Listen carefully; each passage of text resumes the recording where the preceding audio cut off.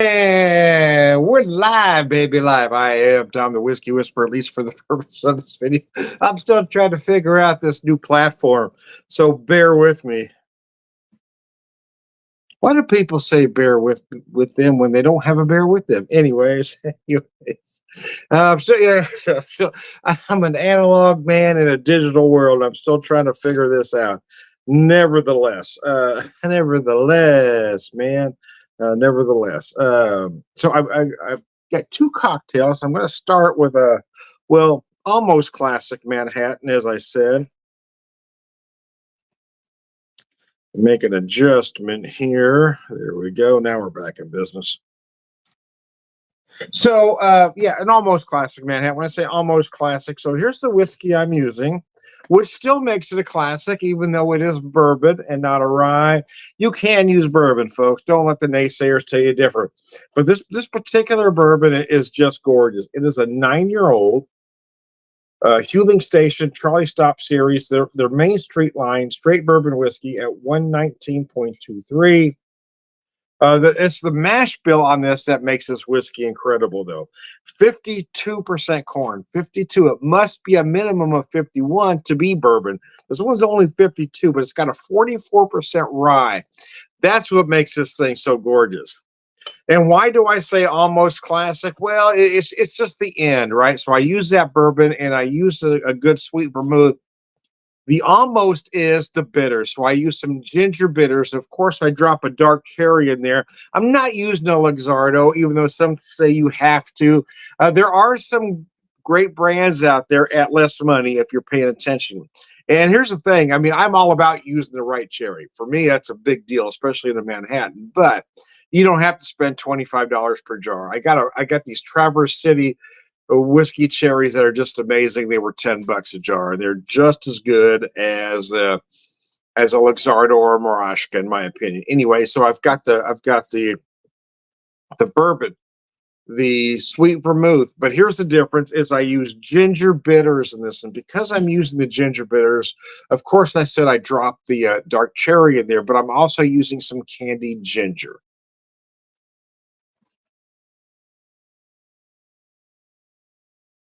Oh, good Lord, that's just amazing.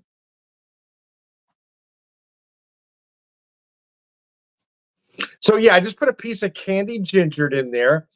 Uh, and the longer I've let that set in there, the more that ginger will impart. But I want to use a ginger beer because I was trying to get more of like a fall or an early winter Manhattan feel, which is why I did that instead of using. I don't like to. I do have them, but I don't usually use them. Your traditional Angostura aromatic bitters, because there are so many great bitters out there where you can really fine tune your cocktail.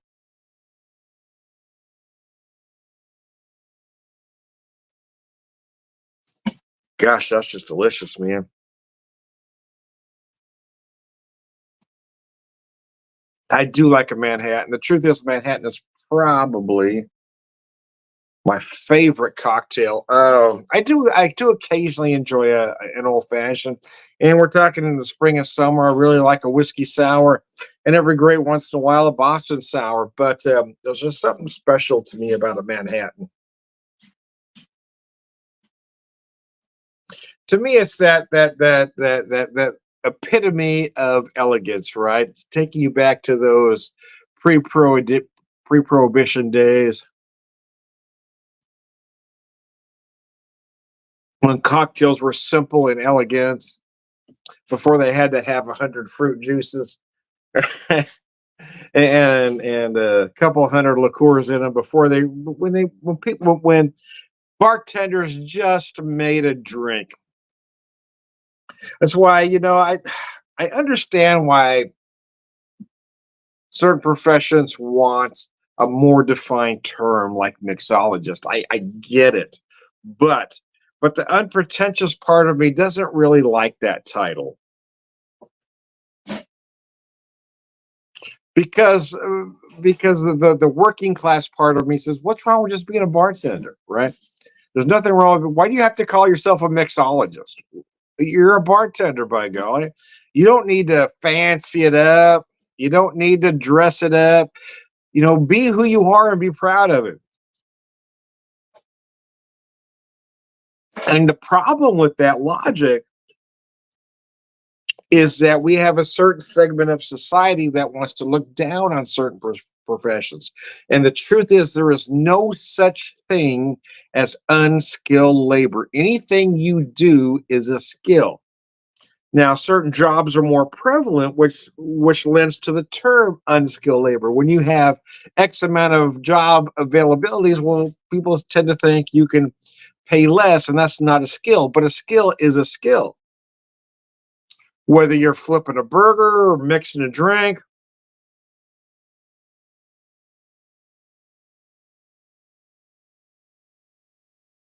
welding a pipe, or working on you know, working a line, whatever you're doing is a skill. And we live in a society that wants to put a certain price point, a certain worth value on certain skills, and that's wrong. Anything you know how to do is a skill. And if you can do something better than other folks, well, you should be paid more for that,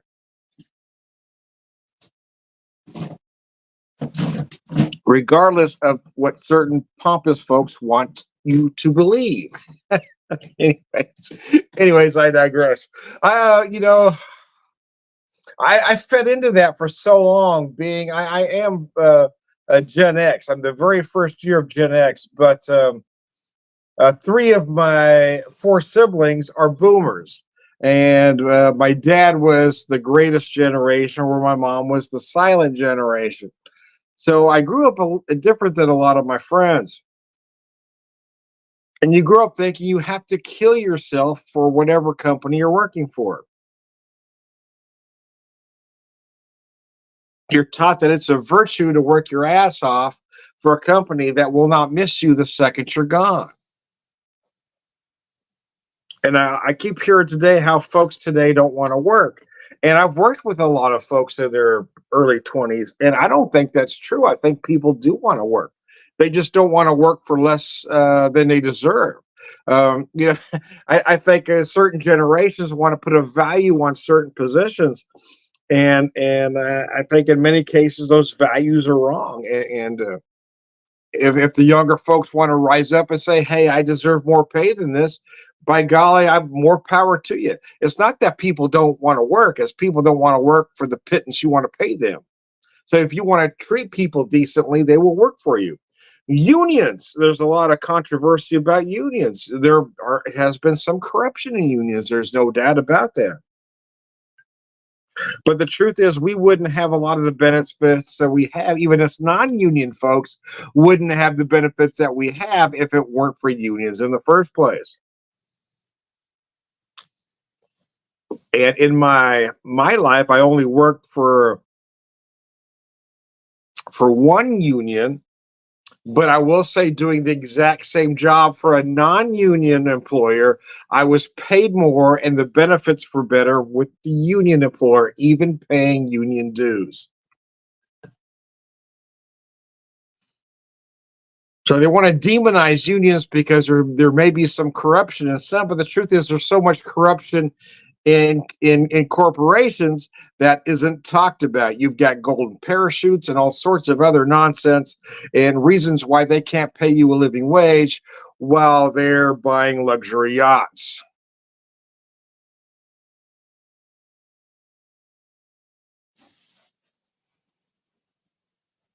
And I kind of went a long way around the barn here.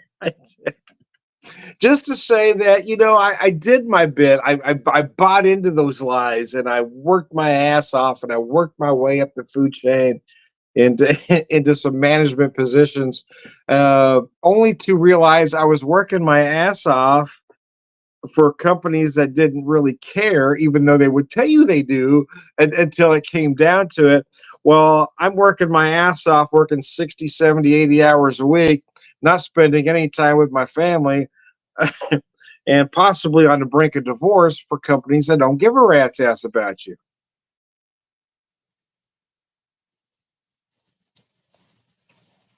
So no, I'm not going to say folks today don't want to work. I will say they don't want to work. They don't want. They don't want to be undervalued. That's what I'll say. And I've heard the other day they don't want to do manual labor. Well, hell, nobody wants to do manual. I mean, there are a few people that say, "Oh, I like to do this, I like to do that," but for the most part, nobody wants to do manual labor. So you can't knock folks for again. You undervalued. They don't want to be undervalued. So I'm okay with you folks under 30 that want to fight back upon the system that us folks built unfairly, because we all bought into this notion that this is what you have to do. Our fathers did this, our grandfathers did this, our great grandfathers did this, all down the line. So we all have to do this. You have to work 100 hours a week. You got to work as much. You got to do whatever you have to do to support your family, even though you might not see them ever.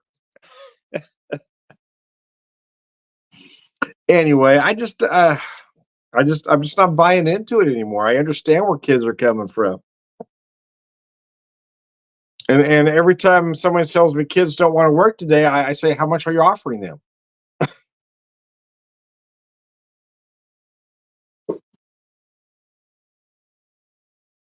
Are you offering them a living wage? Are you offering them a fair wage for the work? No, kids want to work. Everybody wants to work. Everybody wants to support their family, but people don't want to be undervalued. And I think that's a society we currently live in. Is we've seen CEO salaries become ridiculous while minimum wage hasn't gone up. And it's been commonplace for people to pay less than a job it should be valued at. Let me say there.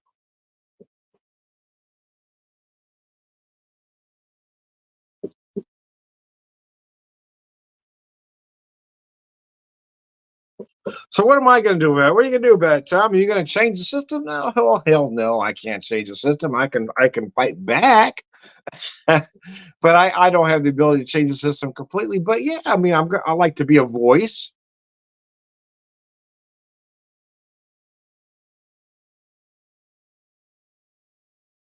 But again, I've gone a long way around the barn to make a separate point. Is at this point in my life, I mean, I'm closer to 60 than not 60 at this point.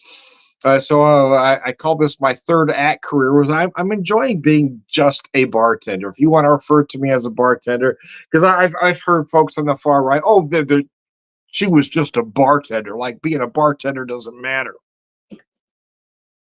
Being anything should matters. Being anything should matter, even if whoever we're talking about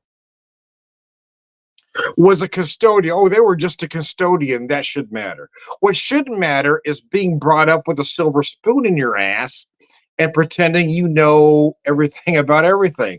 And that's the problem with most of the the politicians we have today. They were all brought up with a silver spoon up their ass, and they don't think working for a living matters. They want to tell you you should work for a living and you should work hard, but they shouldn't have to.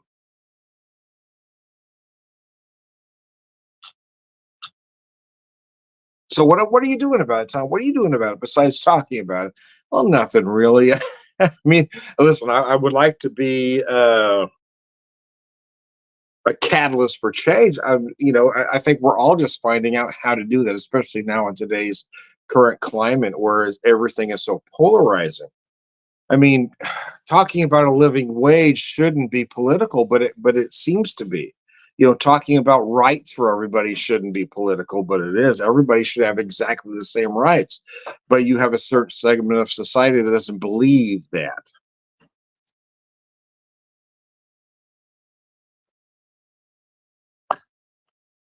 All right, I will be right back. Bear with me. I'll be right back with cocktail number two for you.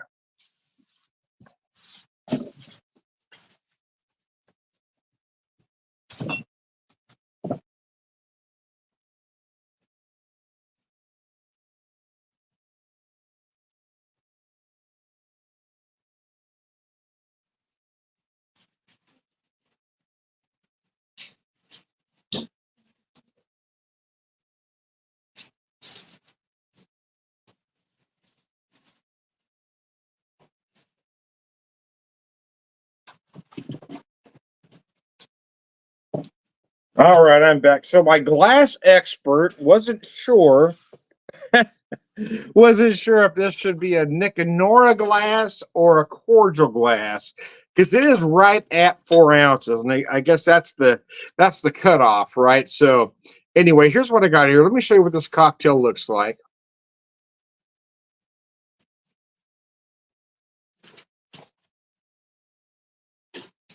And I call this one a cherry cordial, and I kept it rather simple.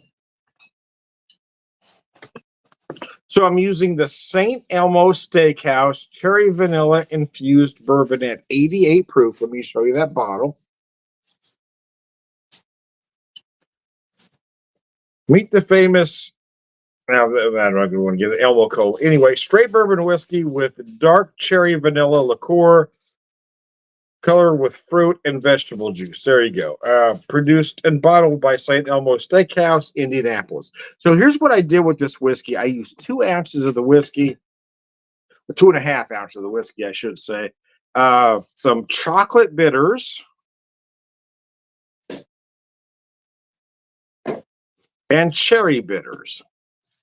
And that's all it's in here. It's just chilled, the bourbon, chocolate, and cherry. So I call this a cherry cordial. Oh gosh, that's gorgeous. I did drop a dark cherry in the bottom, as per cocktail. Anyway, I digress. The point of everything I was trying to say earlier is that everybody should be proud of whatever they do. If you're working for a living, if you're not working for a living, whatever you describe yourself as, you should be proud of. You again, it just bothers me that we have a certain segment of society that says, when someone says, "Oh, they were just a bartender." Oh, a bar. Be proud of being a bar. You don't have to be a mixologist or some kind of convoluted pretentious word of the same profession. There's nothing wrong with being a bartender. There's nothing wrong with not being a bartender. There's nothing wrong with being a custodian. There's nothing wrong with being anything. But we tend to live in a society that has these classes, and they look at certain professions in a different way. This is the first time that I've been a bartender and only a bartender. So when I went on vacation this time, every time you talk to people you've never met before, they ask you what you do. And then I would proudly look at them and say, I'm a bartender. And I said, Tom, you seem awful proud of this. I am. I worked very hard to get to where I am right now. I am very excited to be a bartender at this stage in my life. And your ignorance and bigotry and prejudice isn't going to stop me from being proud that I am a bartender. I enjoy being a bartender. I enjoy coming up with new cocktail ideas. I enjoy making the customers happy with the cocktails that I have. When somebody has an old fashioned that I dreamed up in my head and says it's the best old fashioned they've had in their life, I'm extremely excited about that. That makes me happy. Although it's only happened once, but I've had one person say they didn't like it, and I got to admit that did affect me a little bit. Oh man, that hurt my heart. But then the very next person that had the same cocktail, like 5 minutes later, said it was the best one they'd ever had. So I was back again. So yeah, I mean, be proud of who you are, whatever stage of life you're in, and don't let society stigmas dictate who you are, who they think you should be. Ugh. Boomers are the worst, right? No, just kidding. Three of my siblings are boomers, but that is the problem. The boomers. If you want to put them all together, boomers seem to be angry, and I've never figured out why are you guys angry about everything. Gen X, we're kind of and not to justify that being right either, but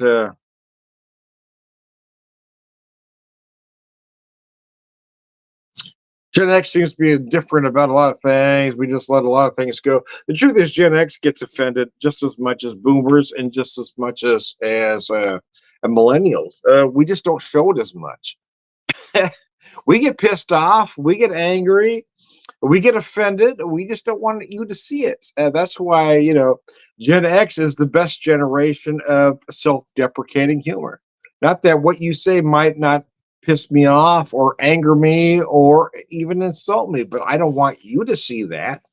So I'm gonna make a comedy routine out of it. I'm gonna throw it back at you.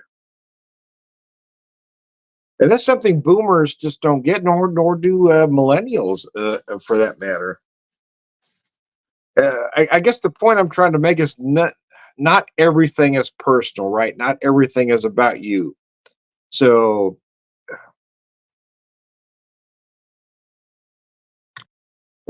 quit acting like a malignant narcissist. If I say something, I'm not aiming it at you, but if you take it personal, maybe there's something about you that makes you take that personal.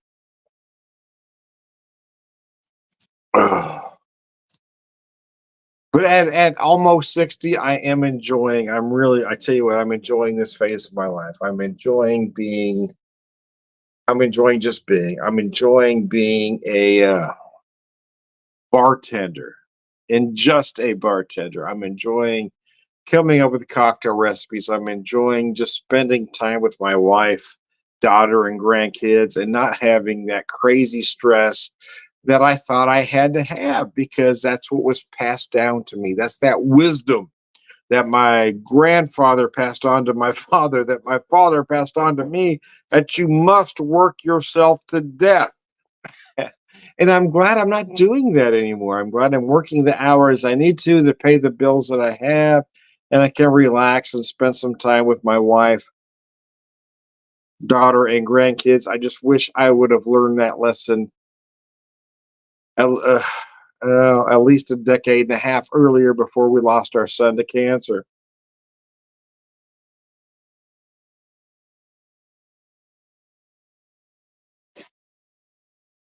And I think that's what a lot of folks don't get. I mean, rich people don't give a rat's ass. They want to instill in you a work ethic. They think you ought to have a work ethic, that you ought to work yourself to death for whatever company you're working for, or their kids aren't having to do the same thing. I don't have anything against trade schools. I think that it's a great thing. But I think you have to ask yourself, why are rich people trying to convince you you don't need college and you need trade schools? Because their kids are still going to college, right? There are positions that need to be filled. I get that. But if you got rich people telling you, "Oh no, you guys don't need to go to college. That's overrated." Their kids are still going to college. So think about that. Anyways, anyways, I didn't mean to get philosophical, but sometimes it comes to me in waves